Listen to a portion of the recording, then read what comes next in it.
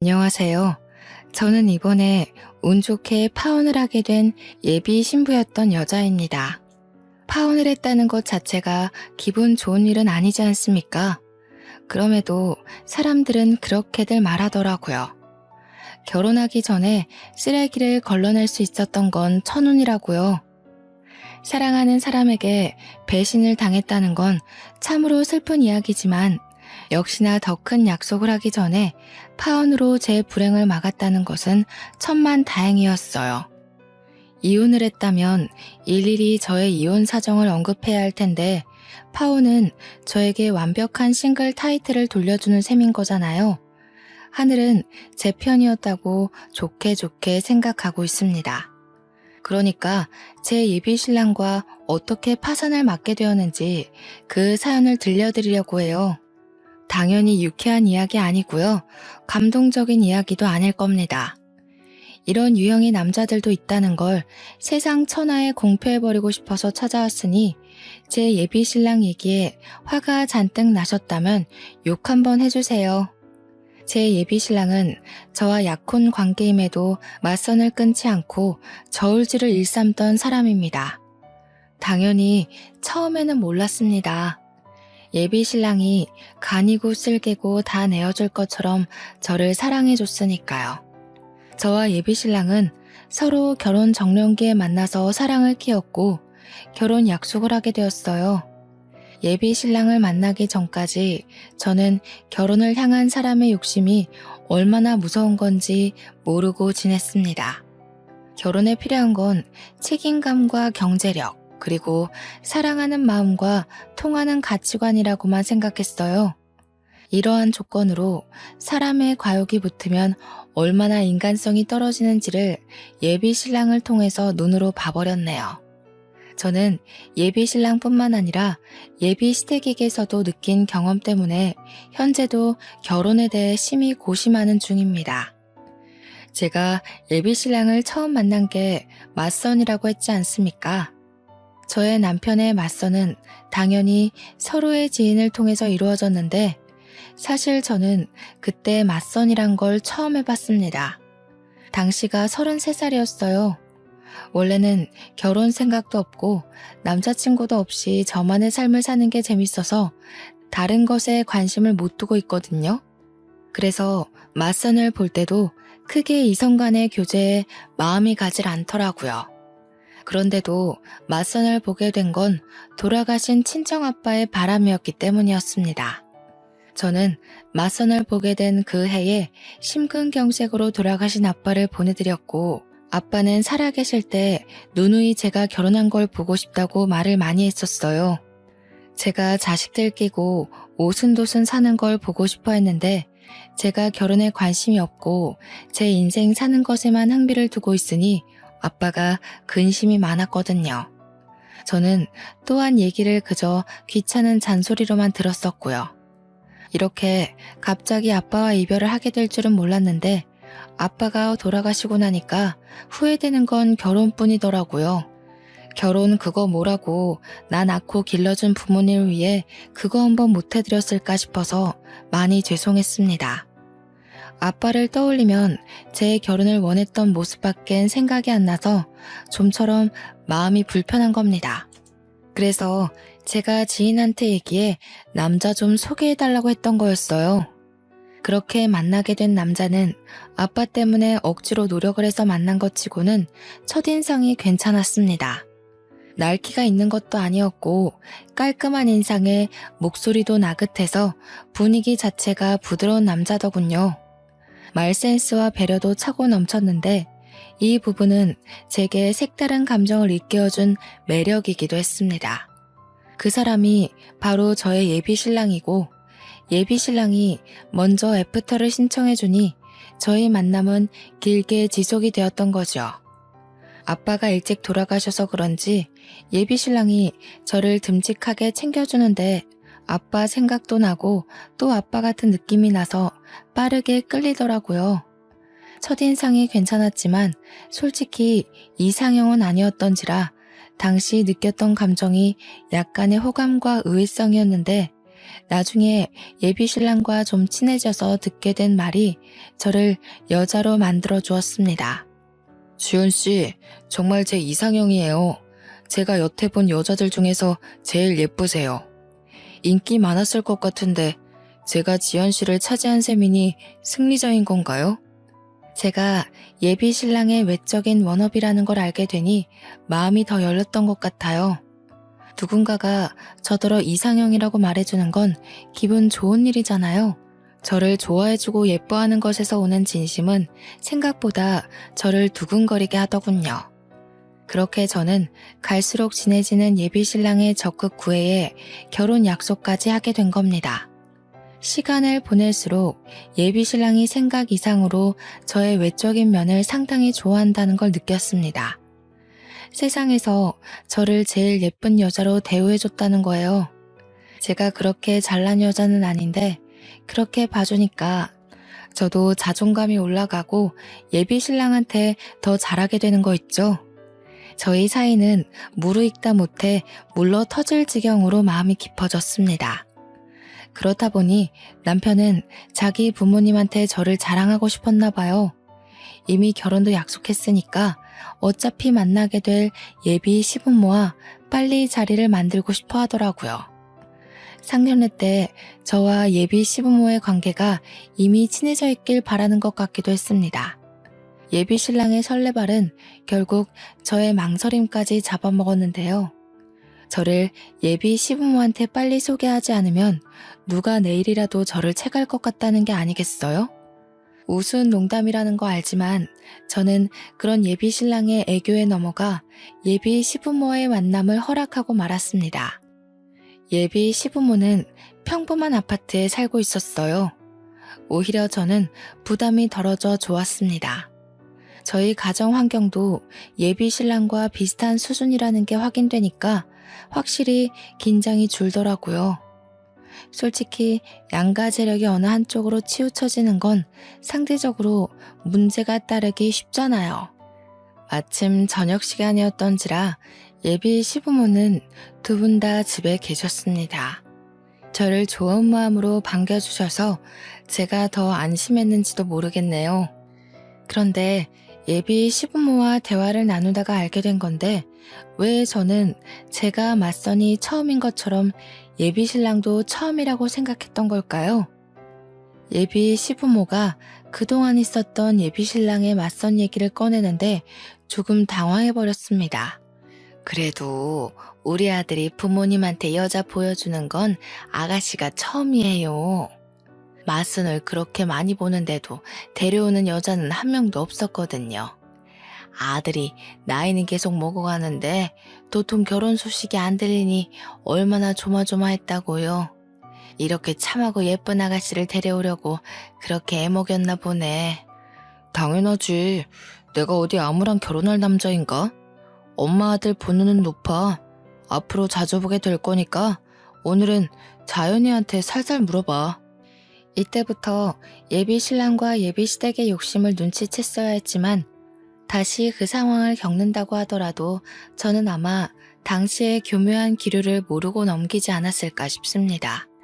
단순히 예비 시부모가 예비 며느리 될 저에게 궁금한 점이 많을 거란 걸 당연하게만 생각했었죠. 그래서 첫 만남에 제 경제력과 친정 형편을 모를 줄은 몰랐네요. 결혼에서 가장 중요한 건 양가 집안의 경제력인 거 알죠? 다른 건 웬만해서 맞춰갈 수 있으니까 괜찮은데 형편 차이 나는 건 어떻게 하기 어렵더라고요. 식구가 될 거니까 솔직하게 물어볼게요. 돈벌이라든지 재산이 어느 정도인지 알 수 있을까요? 이렇게 대놓고 물어보지 않아도 딱히 숨길 생각은 없었는데 본의 아니게 억지로 밝혀야 하는 꼴이 되어버렸는데요. 저는 솔직히 예비 신랑이 처음부터 뭘 그런 걸 물어보냐고 말릴 줄 알았거든요. 그런데 예비 신랑도 제 벌이가 궁금했나 보더라고요. 옆에서 저더러 미래를 위해 금전적인 부분에서 숨기는 것이 없도록 하자면서 부추기는 거 아니겠어요? 그걸 보면서 그동안은 왜 묻지 않았나 싶기도 하고 기다렸다는 듯 얘기를 하니까 어지간히 궁금했나 보네 싶기도 했습니다. 그나마 예비 신랑의 배려라고 느껴진 건 자기가 먼저 경제 수준을 밝혀주더라고요. 나는 일단 지금 살고 있는 집 보증금 8천만 원이랑 개인 적금 만기된 거 2천만 원 있거든. 우리 부모님은 두 분 다 일하셨었는데 퇴직하는 바람에 연금 받고 생활 중이라 내가 부모님한테 딱히 받을 재산은 없고 급여는 360. 너는? 솔직히 저는 당시 상황이 좀 부담스러웠습니다. 제 경제 상황을 숨길 생각이 없다 뿐이지 제 의사도 묻지 않고 무작정 까발리는 식으로 밝히고 싶진 않았거든요. 그리고 저는 친구들한테도 제 급여에 대해 얘기를 해본 적이 없는 사람입니다. 그런 걸 알리는 게 불편하다고 해야 되나? 솔직히 재정 사정을 공개하는 순간 사회인으로서 재정 상황 무시하고 순수하게 사람을 바라보기 힘들거든요. 언젠가는 서로의 재정 차이 때문에 감정 상하는 일이 생길 수 있다는 거죠. 저는 직접 친구 문제로 그런 걸 겪기도 했었고요. 예비 신랑은 정말 한 톨도 빠짐없이 제게 시댁 재정을 낱낱이 공개했는데요. 예비 시댁이 원래 잘 사는 편이 아니라서 혼수나 예단비를 준비할 능력이 안 된다고 하더라고요. 그래서 예비 신랑은 온전히 자기 돈으로 장가를 가야 된다고 했습니다. 저렇게 다 오픈해버린 상황인데 제가 어떻게 침묵으로 일관하고 답변을 미룰 수 있었겠습니까? 저도 할 수 없이 제 경제 능력에 대해 얘기를 했죠. 좋게 생각하기로 했어요. 어차피 결혼할 사이인데 같이 가정을 꾸리려면 금전적인 부분을 공유하는 게 그리 잘못된 부분이 아니잖아요. 또 부모님한테 결혼 자금을 지원받을 수 없는 건 저도 마찬가지였고요. 저는 웨딩 플래너 직업을 갖고 있었기에 월급은 250 정도라고 했습니다. 모은 돈 또한 예비 신랑보다 20% 작아서 그렇게 말씀드렸고요. 친정 형편도 예비 시댁이랑 비슷한 수준으로 말했어요. 어쨌든 전체적으로 저는 예비 신랑보다는 못 미치는 수준의 재정이었습니다. 이렇게까지 솔직하게 깐 건 저도 처음이라 마치 발가벗는 기분이었고 어색하고 민망했는데 예비 신랑이 옆에서 고맙다고 말해줘서 후련하기도 했습니다. 그런데 문제는 제가 금전 공개한 이후로 예비 시댁의 대우가 좀 변한 것 같다는 겁니다. 들어올 때랑 나갈 때 예비 신모 태도는 남이 보기 민망할 만큼 바뀌어 있었어요. 식사를 마치고 그만 돌아갈 시간이 되었을 때 제가 간다고 인사를 드리니 예비 시부모는 일어날 생각도 안 하고 앉아서 대강 고개만 끄덕이더라고요. 조심히 가라는 말만 했고 배웅 같은 건 없었습니다. 배웅을 바란 건 아닌데 제가 마음에 들었다면 다음에 또 오라는 말 정도는 해주지 않았을까요? 그런 말도 없으시더라고요. 그냥 조심히 가라는 말이 다였습니다. 찝찝해서 예비 신랑한테 예비 시부모가 날 마음에 안 들어하는 것 같다고 슬쩍 말해보았는데 예비 신랑이 그런 거 아니라고 자기 부모님 평소에도 표현이 서툰 사람이라고 하더군요. 제 생각엔 표현이 서툰 게 아니라 그건 분명 불호인 표정이었거든요. 그렇지만 어쩌겠어요. 예비 신랑 생각해서 그냥 제가 예민했다고 넘겼죠. 그날 이후 한 번씩 예비 시부모의 떨떠름한 태도 때문에 마음에 걸리곤 했는데 제게 중요한 건 예비 시부모가 아닌 거 있죠. 어느 순간부터 예비 신랑 또한 은근히 변한 것 같다는 거예요. 항상 먼저 연락하고 먼저 어디 갈지 데이트 코스를 짜던 사람이 점차 제가 연락해야만 소식을 물을 수 있고 주말에 시간 내서 놀러 가자고 하면 몸이 안 좋다는 핑계로 만남을 미루기 시작했다는 거죠. 초반에는 그러려니 했습니다. 그런데 제 생일마다 이벤트를 해주던 사람이 이번엔 생일인 줄도 모르고 그날 자기가 들고 있는 동호회에 선약이 있다고 하길래 저는 예비 신랑이 저한테 마음이 뜨고 있다는 걸 눈치챘어요. 그날 그게 예비 시댁에서 금전적 부분을 공개했을 때 이유라는 것도 눈치껏 알아차릴 수 있었고요. 언제 한번 예비 신랑이 연애 초창기에 달콤한 말을 가정한 속내를 밝힌 적이 있었는데 갑자기 그 말이 불현듯 생각나더라고요. 나는 부부가 된다면 부부끼리 서로 도움을 받을 수 있는 관계였으면 좋겠어. 한쪽이 일방적으로 애써야 되는 관계 말고. 저는 당시 그 말이 부부관계의 감정적 요인을 말하는 걸로 이해를 했습니다. 그런데 지나서 생각해보니 그게 아니라 금전적인 부분을 말하는 거였겠네요. 제가 콩깍지에 눈이 멀어 예비 신랑의 말을 곧이곧대로 들은 것을 탓해야지 누굴 탓하겠습니까? 당시만 해도 예비 신랑의 변한 태도가 제 경제력 때문이란 것에 완전한 확신은 없었고 그 방향으로 촉만이 기울고 있을 때였는데요.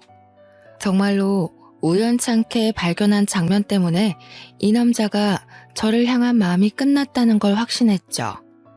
일하는 도중 우리 회사 1층 카페에 갔다가 예비 신랑을 발견했거든요. 제가 직업이 웨딩 플래너라고 얘기는 했지만 우리 회사 위치를 말한 적은 없는데 예비 신랑이 제 회사로 찾아왔더라고요. 카페 한쪽에 앉아있길래 놀라기도 했고 반가워서 인사를 하려고 다가갔습니다. 그런데 예비 신랑과 같이 있는 일행을 보고는 숨는 걸 먼저 택했어요. 예비 신랑이 웬 아가씨와 대화 중이었거든요. 그 아가씨 앞에서 예비 신랑은 저와의 연애 초창기에 보여줬던 웃음을 짓고 있었습니다. 저는 당시 안 본 지 오래되었던 그 웃음을 다른 여자한테 보여주고 있는 걸 보는데 육감이 바로 반응하더라고요. 누가 봐도 남녀의 맞선 장면이었지만 처음엔 예비 신랑을 이해하려고 했습니다. 예비 신랑이 제게 마음이 떠났다고 느꼈음에도 우리가 정식으로 헤어진 것이 아니잖아요. 결혼까지 약속한 사이인데 뒤에서 딴수작을 부리는 게 비상식적인 행동이라 생각해서 예비 신랑을 믿으려고 했다는 거예요. 그러려면 제가 그 둘의 만남이 어떤 목적인지 확실히 알아야 될 것 같다고 생각을 했습니다. 그래서 더 가까이 다가갔고 다가갈수록 둘의 대화에서 한두 번 만난 사이가 아니라는 게 들렸죠. 둘의 관계가 예사롭지 않다는 걸 확실히 들은 저는 더 이상 숨지 않고 예비 신랑에게 모습을 드러냈습니다. 자기 여기서 뭐해? 나한텐 회사 미팅 있다고 연락하기 어렵다더니 미팅 주제가 데이트 코스인가 봐? 온통 커플 여행 얘기뿐이네. 예비 신랑은 저를 발견하자마자 까무러치게 놀라면서 벌떡 일어났습니다. 황급히 저를 데리고 다른 곳으로 달아났죠. 그 와중에 잠깐 돌아봤던 저는 예비 신랑과 있던 아가씨와 눈이 마주쳤어요. 저와 아가씨는 서로의 얼굴을 보고 더 놀랐어요. 그 아가씨는 다름 아닌 저와 같은 플래너인 2년 후배였습니다. 저희는 서로 집도 드나들 만큼 제법 친한 사이였어요. 그 후배도 예비 신랑과 저를 보고서 당황하는 것 보니 예비 신랑에게 저의 존재가 있었다는 걸 몰랐던 눈치 같았습니다. 후배 일은 나중에 언제든지 대화 나눌 시간이 있으니 우선은 예비 신랑의 변명을 들어보는 게 먼저였습니다. 저를 구석으로 내몬 예비 신랑을 마주하면서 저는 어디 말해보라는 식으로 침묵하고 있었어요. 갑자기 불쑥 끼어들면 어떡해. 거기 나만 있는 자리였어? 뭘 오해하고 있는지 모르겠는데 그런 거 다 아니니까 괜히 쓸데없는 생각하진 말고. 일단 나중에 얘기하자. 어렵게 얻어낸 기회라서 너랑 이러고 있을 시간이 없어. 어렵게 얻어낸 기회? 저 여자랑 맞싸움 보는 기회가 왜 임자 있는 당신한테 필요한 건데? 내가 정말 둘이 하는 얘기 못 들었을 거라 생각하나 봐?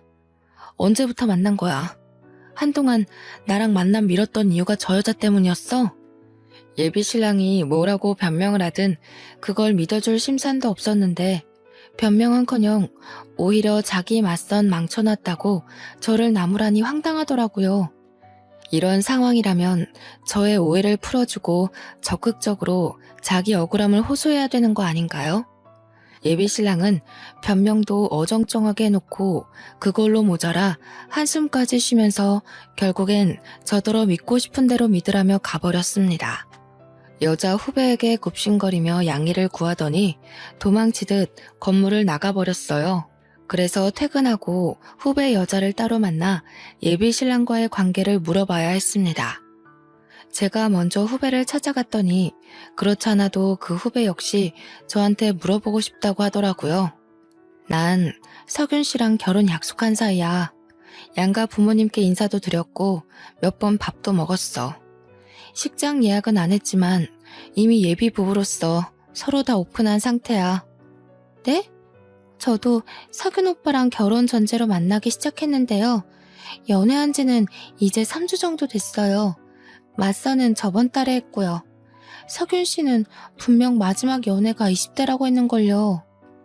후배가 깜짝 놀라면서 예비 신랑에게 들었던 정보를 말해주는데 한 달 전인가 지인을 통해서 예비 신랑을 소개를 받았고 그 맞선을 적극 부탁한 것이 바로 예비 신랑이었다고 했습니다. 저는 나름대로 예비 신랑의 일관된 진심에 감동해서 어렵게 결혼을 결정했고 저희가 제법 진지하게 만났다고 했는데 당시로부터 한 달 전이면 저를 향한 예비 신랑의 태도가 변하기 시작했을 때거든요. 저는 혹시나 싶어 후배에게 예비 신랑과 금전적인 부분을 이야기 나눈 적 있냐고 물었어요. 후배는 결혼을 전제로 사귀기 시작한 날 예비 신랑이 먼저 오픈해주는 바람에 자신도 오픈을 했다고 하더군요. 제가 알기로 후배는 원래 금수저 집안인데다가 굳이 플래너일 아니더라도 백이 대단한 여자입니다. 그건 직장 동료들 사이에서도 유명하죠. 그 얘기를 듣는데 이젠 정말 빼도 박도 못하고 확신을 할 수밖에 없더군요. 예비 신랑의 속이 다 보이는데 어떻게 일말의 신뢰를 붙들고 있겠습니까? 역시나 예비 신랑과 예비 시댁은 제 재정 때문에 저를 멀리했던 거였어요. 저한테 정이 떨어진 거겠죠. 제가 결혼 대상까지는 아니라고 알아서 판단했나 봅니다. 후배의 표정은 저와 예비 신랑의 사이를 전혀 몰랐다는 모습이었습니다. 그래서 제가 그런 쓰레기랑 만나서 인생 버리지 말라고 제가 다 알아서 해결 본다고 했어요. 그런데 문제는 예비 신랑의 양다리만이 아니더라고요. 아무것도 몰랐던 후배의 표정에서 저는 후배가 저처럼 배신감에 예비 신랑한테 따질 거로만 생각했어요. 그게 일반적인 사람의 모습일 테니까요. 저는 얼마나 상식 밖의 사람들을 곁에 두고 있었던 걸까요? 제가 그 자리에서 후배한테 들은 말이 뭔 줄 아십니까? 후배가 저한테 왜 자기가 예비 신랑이랑 헤어져야 되냐고 그러는 겁니다. 미주 씨, 지금 이해가 안 돼? 미주 씨랑 만나는 그 남자가 내 약혼자라고. 나랑 그 사람 정리된 관계도 아니고 그 남자는 지금 우리를 가지고 저울질했던 거라니까. 이런 취급을 당했는데 그런 쓰레기를 계속 만나겠다는 거야? 선배님이 헤어질 거 아니세요? 그럼 더 이상 양다리 아닌 거잖아요. 그리고 저울질한 거라고 하셨는데 결국 오빠 선택은 저라는 거 아닌가요? 오빠 마음은 저한테 있는데 제가 왜 헤어져야 되죠? 미주씨 생각보다 상식 바뀌네. 원래라면 지금 내가 미주씨 뺨을 쳐야 되는 상황이야. 결혼만 안 했다 뿐이지 미주씨는 나랑 그 남자 사이에서 상간녀인 처지라고. 저는 오빠가 선배님이랑 만나고 있는지도 몰랐는걸요. 뺨을 치려면 고의적으로 양다리 걸친 오빠한테 찾아가셔야지. 제가 무슨 죄라고요? 저는요, 저와 같은 일을 하는 후배를 보면서 후배의 낯가림 없는 아양이 고객 응대에 적당히 필요하다고 보고 후배한테 배우기까지 하며 친하게 지냈거든요. 근데 그게 아니었나 봐요. 후배는 직장 선배들을 이용해 회사에 적응을 잘하려고 이용했던 건데 다 제가 착각이었던 거죠. 적어도 후배가 겨우 3주 만난 예비 신랑이 아닌 저를 더 신뢰하고 있다고 당연하게 생각했습니다. 그날 밤 예비 신랑은 후배한테 어떤 얘기를 듣기라도 했는지 오랜만에 저희 집을 찾아왔더라고요. 저를 세워두고 그 여자를 감싸며 편들기 시작하는데 얼마나 황당하던지. 저더러 기어코 후배한테 자기랑 나와의 관계를 밝혔냐고 하는 거 있죠. 당연히 그렇다고 하니까 예비 신랑이 저한테 한 번도 보여준 적 없는 거친 언사를 드러냈습니다. 욕까지 섞어가며 자기 인생 망치려고 작정했냐 하길래 짧은 순간 너무도 변해버린 예비 신랑의 모습을 보면서 회의감이 들더라고요. 화가 나고 분한 마음에 울컥 올라오는 눈물을 참으며 예비 신랑의 싸대기를 날려버렸습니다. 자기 무서운 사람이구나. 그 여자 돈 때문에 만나는 거 맞지? 왜? 나랑 결혼하면 손해볼 것 같았어? 어머님 아버님이 거지 며느리 취급 안 한다고 했나 보지? 이럴 거면 처음부터 맞선 자리에 나오질 말든가. 나한테 마음 다 줄 것처럼 흔들지 말았어야지. 그래, 이제라도 주제 파악했으니 다행이다. 네가 뭔 자격으로 미주한테 나서서 난리야? 미주가 이참에 주변 여자들 깔끔하게 정리하려고 기회 더 줘서 망정이지. 헤어지자고 했으면 내가 너 어떻게 했을지도 모르거든?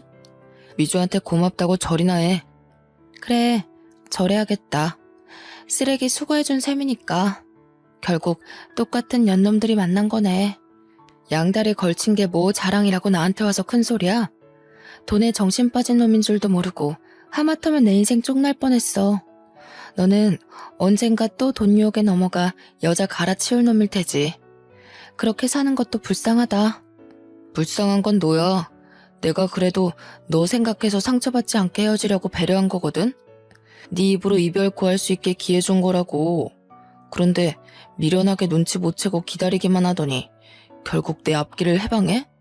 미주 생각해서 이 정도로 넘어가는데 앞으로 미주한테 나와의 관계에 대해서 뭐라도 되는 것처럼 짓거리지 마. 난 너 이미 떠난 지 오래야. 예비 신랑은 저한테 손찌검을 할랑말랑 참다가 속풀이만 하고서 돌아갔습니다. 그날로 저와 예비 신랑의 관계는 종결났고 저는 끼고 있던 반지를 갖다 팔아버렸어요. 직장에서 후배를 만나도 비즈니스 대화 말고는 인사도 안 하며 지냈습니다. 후배는 벌써 예비 신랑과 약혼 반지를 나눠 꼈더라고요.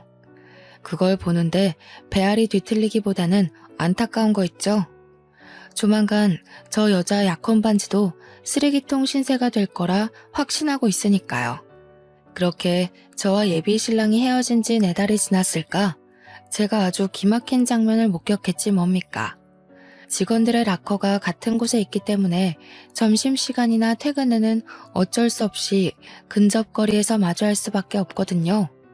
후배가 손가락에 있는 약혼 반지를 빼더니 회사 내 카페에서 남자를 만나고 있는 게 아니겠어요? 딱 봐도 스킨십이 자유로운 게 예사로운 관계가 아닌 듯 보이더라고요. 당연히 그 남자는 예비 신랑이 아니었고 보니까 후배가 예비 신랑과 새 남자를 두고 저울질하고 있는 듯 했습니다. 저랑 상관없는 그 일을 이렇게 언급하는 이유는 후배의 양다리 때문에 저한테마저 어처구니 없는 일이 생겼다는 겁니다. 후배의 양다리를 목격한 지 2주가 지난 시점이었어요. 퇴근을 하고 집에 갔더니 예비 신랑이 저를 기다리고 있는 거 아니겠습니까? 저를 발견한 예비 신랑은 서둘러 제 앞으로 다가와 다짜고짜 아스팔트 위에 무릎을 꿇었습니다. 자기야, 내가 잘못했어. 내가 자기 같은 정직한 여자를 두고 정신이 나갔던 거야. 미주 걔가 아주 대바라졌더라고. 글쎄, 우리 부모님한테 집안 꼴이 개꼴이라고 대놓고 욕을 하는 거 있지? 우리 부모님한테서 무슨 마른 곰팡이 냄새가 난다고 하면서 얼마나 건방진 태도를 보이던지. 심지어 나더러 대릴 사유를 하라고 하잖아. 남자가 어떻게 여자 집에 들어가서 지내? 모양 빠지게. 내가 당장 꺼지라고 해버렸어. 잘했지? 뭐 하자는 거야? 너랑 네 집이 그런 꼴 당하게 나랑 뭔 상관이라고 찾아와서 행패야. 경찰에 신고해버리기 전에 너나 꺼져. 자기야, 정말 미안해. 내가 결혼을 잘 몰라서 그랬어. 돈이 다가 아니더라고. 솔직히 처음엔 돈 때문에 너 만나면서도 맞선 못 끄는 거 맞아. 그런데 정작 돈 많은 여자 만나니까 심성 고운 여자를 만나야 된다는 걸 깨우쳤어. 내가 부족한 놈이라 그래. 몰라서 그랬어. 한 번만 용서해주라. 나 너 없이는 안 돼. 이미 엎질러지고 말라 비틀어진 물을 다시 주워 담으려고 애쓰는 예비신랑을 보는데 짠내 나기는커녕 이게 이 사람의 본질이구나 싶어서 있던 정마저 떨어져 버리더라고요. 상대하기 귀찮아서 예비신랑을 내버려 두고 집에 들어와 버렸는데 예비신랑은 그날뿐만 아니라 다음 날도 그 다음 날도 계속해서 집 앞에 기다리고 있었습니다. 이미 쪽나버린 우리 관계가 고작 저런 행동에 다시 이어질 거라 희망을 갖는 예비신랑의 행동이 웃기기만 하더군요. 그런데 더 황당했던 건 어느 순간부터 예비시댁에서까지 연락이 온다는 겁니다. 처음엔 모르는 전화번호라서 생각 없이 받았어요. 예비 시무라는 걸 알고 나서 얼마나 당혹스러웠는지 모릅니다. 나 기억나지요? 석윤이 엄마입니다. 우리 석윤이가 외동으로 컸는데 어릴 때부터 생전 부모님만 모셨지 연애 한번 제대로 못 해본 놈이에요. 그래서 여자 보는 눈이 참 없어요. 내가 보기엔 아가씨가 며느리상으로 딱 좋았는데 글쎄 이 녀석이 천금 같은 마누라를 못 알아보고 지복을 뻥 차버렸지 뭐예요. 그래서 하고 싶은 말이 뭔데요? 혹시 해서 묻는 건데요. 석윤 씨가 저 붙잡아 달라고 시킨 건가요? 그런 거라면 저 석윤 씨한테 마음 없으니까 헛고생하지 말라고 제대로 좀 전해주세요. 이렇게 된 거 그냥 말할게요. 석윤이가 아가씨랑 헤어지고 여자를 몇 번 데려왔었는데 다들 정신머리가 영 꽝이더라고. 어떻게 아가씨 같은 여자를 두고 그런 여자를 만난 건지 내 아들이라도 이해가 안 가더라니까. 그래서 말인데 약혼 원래대로 진행하면 안 될까요? 약혼이 애들 장난인가요? 제 인생이 걸린 문제예요. 지금 이러시는 거 제 인생으로 장난치는 거라고 밖에 생각 안 들거든요. 이 번호 수신 차단하겠습니다. 불편하니까 다들 연락하지 마세요. 이날로 저는 이 사람들과의 관계가 끝났다고 생각했습니다. 그러나 이렇게까지 파산나버린 약혼을 제가 다시 생각해본 계기가 있었는데요. 바로 우리 친정엄마에게 암 판정이 내려졌을 때였습니다.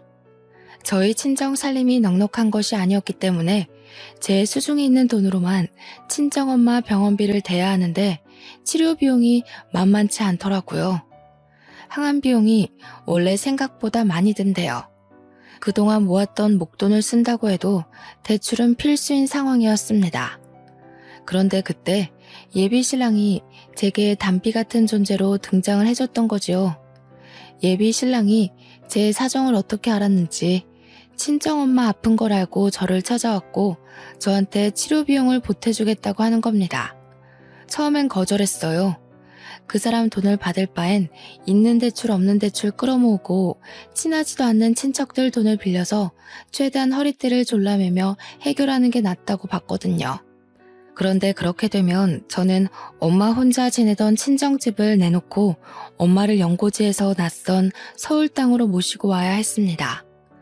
저희 친정엄마는 아빠와 사별을 하고 나서도 살고 있던 단층 주택을 정말 아꼈습니다. 부모님이 돈 모아서 신혼집으로 지은 곳이라 그 주택의 주인은 오롯이 부모님뿐이었죠. 그걸 알기 때문에 저는 그 집만큼은 지켜드리고 싶었는데 치료 비용이 만만치 않다는 걸 엄마도 알았던 건지 엄마가 결국 집을 팔아야겠다고 마음을 먹은 상황이었거든요.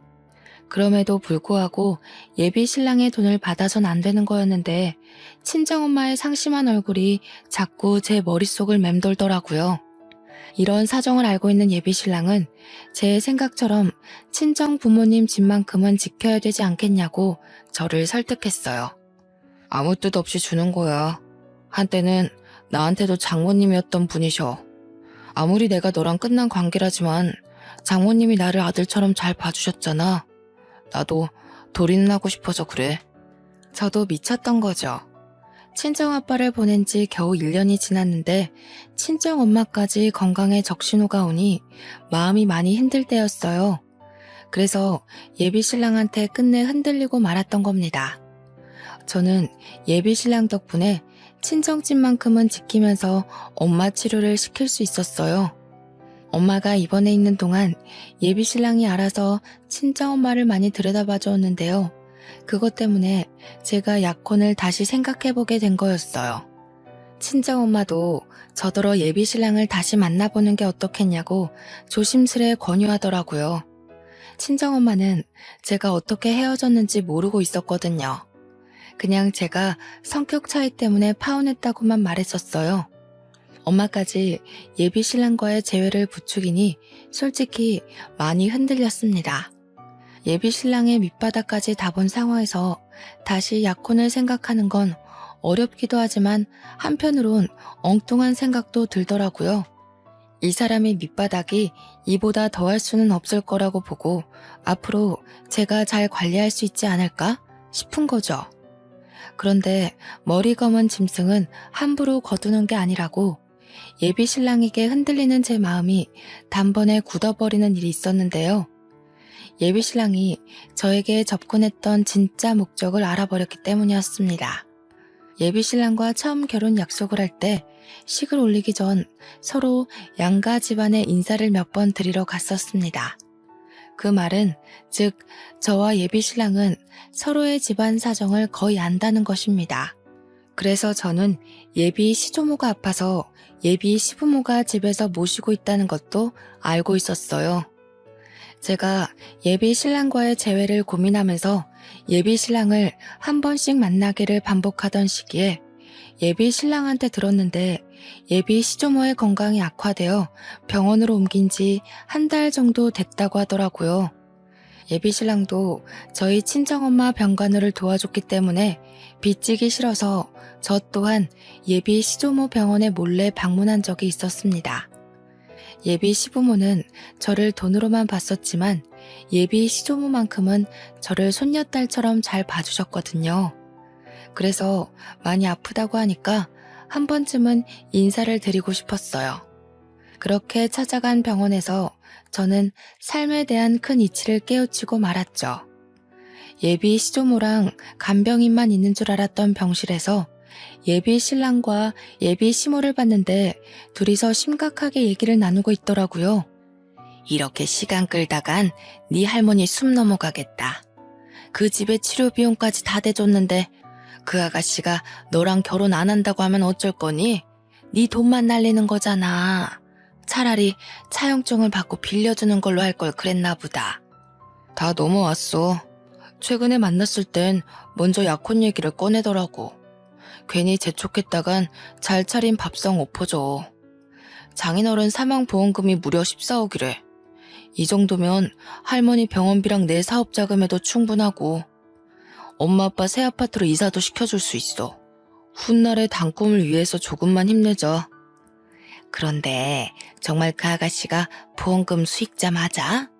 괜히 사보인 쪽에서 받아가면 그 아가씨는 또 땡전 한 푼 없는 입장일 거 아니야.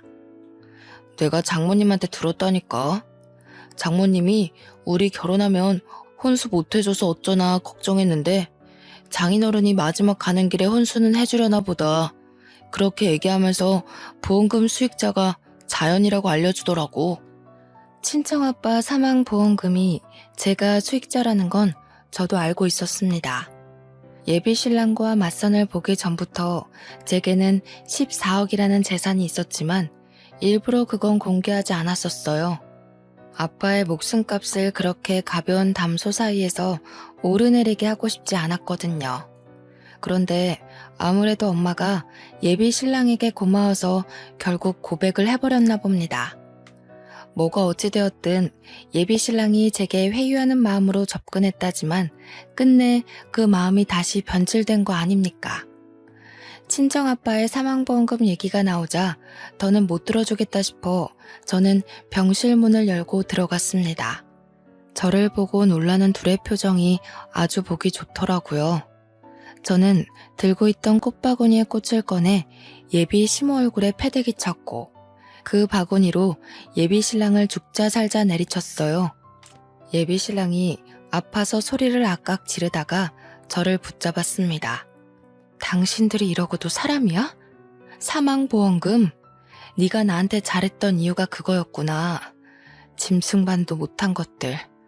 어떻게 사람 힘든 시기를 이용해서 배불리려고 해? 여길 어떻게 왔어? 왜 연락도 안 하고 찾아와?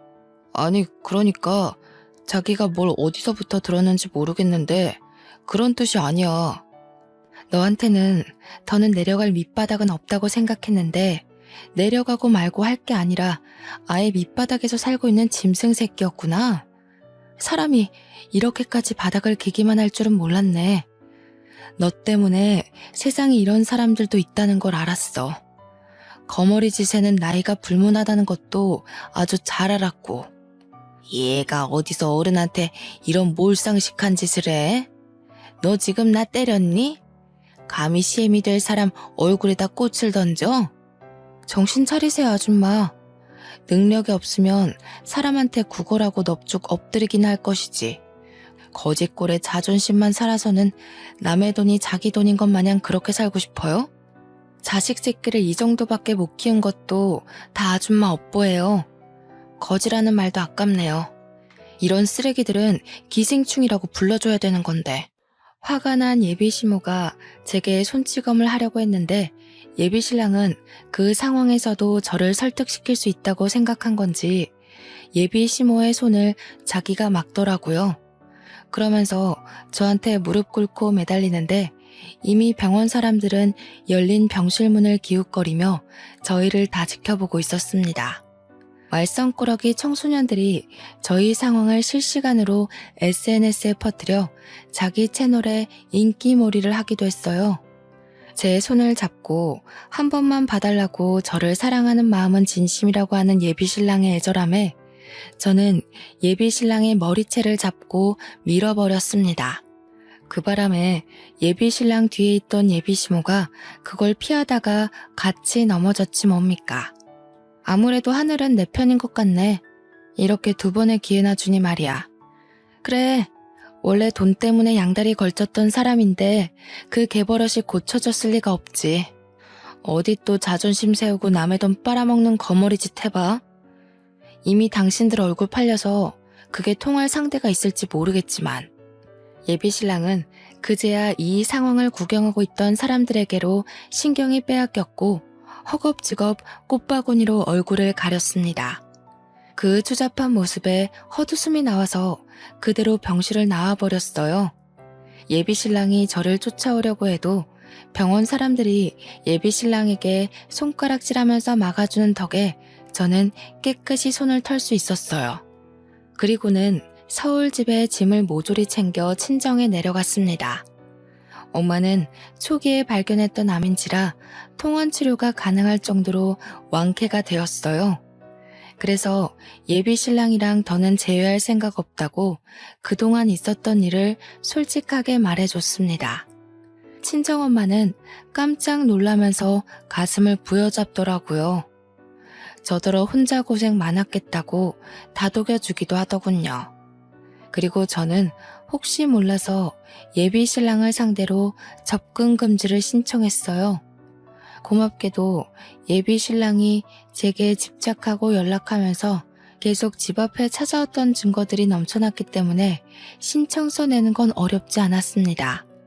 그 이후로 더 이상은 예비 신랑을 마주하는 일이 없었습니다. 저는 친정집이랑 가까운 웨딩홀에 취직하여 다시 일상을 회복 중에 있어요. 서울이 아니다 보니까 SNS에 얼굴이 팔렸다고 하더라도 저를 알아보는 사람은 없더라고요. 다만 예비신랑은 상황이 다를 겁니다. 예비신랑이 다른 사람 밑에서 사업을 하고 있었는데 자기 개인 사업장 차릴 거라고 인맥을 많이 관리하고 있었거든요. 그 인맥들은 다 인터넷 시장에 빠삭한 사람들이라서 아마 예비신랑의 커리어 문제가 생겼을 거라고 확신합니다. 벌 받은 거겠죠. 하늘에서도 돈에 현혹되어 사람을 이용하는 짓이 얼마나 인정머리 없는 짓인지 알고 있나 봐요. 예비 신랑을 통해서 저는 더더욱 행동 거지를 조심하고 종이 쪼가리에 인생을 거는 짓은 하면 안 된다는 걸 뼈저리게 깨우쳤습니다. 참, 그리고 예비 신랑과 바람났던 그 후배 있잖아요. 한참 제 예비 신랑 만날 때 너무 당당하게 연애를 했던지라 주위에서 그 후배를 보는 눈길도 곱지 않더라고요. 제가 친정으로 간다고 그 회사에 사직서를 낸 뒤 후배도 며칠 안 가 사직서를 제출한 걸로 들었습니다. 인생이 참 어려운 것 같으면서도 단순한 것 같아요. 열심히 앞만 보고 사는 사람에겐 꼭 유혹이 생기고 나쁜 것에 현혹되어 쉽게 살고자 하는 사람들에겐 꼭 벌이 따르는 것 같으니 말입니다. 대신 한 가지 명확한 건 있네요. 성실한 사람들은 살아가는 과정에 장애물이 있을지언정 결과만큼은 창대하고, 불성실한 사람들은 과정만큼은 편할지언정 결과는 끝내 미약하다는 거죠. 결혼하기 전부터 진을 다 빼버렸더니 저는 이제 정말 결혼에 대한 욕심이 사라졌습니다. 안 그래도 결혼을 해도 그만, 안 해도 그만이라 생각하다가 예비 신랑을 만나서 결혼을 약속했던 건데 일이 이렇게 엎어지니 결혼은 얼마나 지옥 같을지 상상이 되더라고요. 돌아가신 아빠의 소원은 들어주지 못할지 모르지만 평생 제가 잘 사는 모습을 보여주겠다고 그렇게 다짐했습니다. 제 결혼은 이렇게 시작도 못 해보고 고꾸라져 버렸어요. 다들 고하게 준비하던 계획이 무너진 순간들 있었는지 모르겠습니다. 분명 힘들고 아플지라도 그것이 내 삶의 끝이 아니라는 것만 기억하셨으면 좋겠네요. 좋은 이야기는 아니었지만 그래도 들어주셔서 감사합니다. 다들 각자의 길에서 행복하길 바랍니다. 긴 사연 들어주신 여러분, 감사합니다.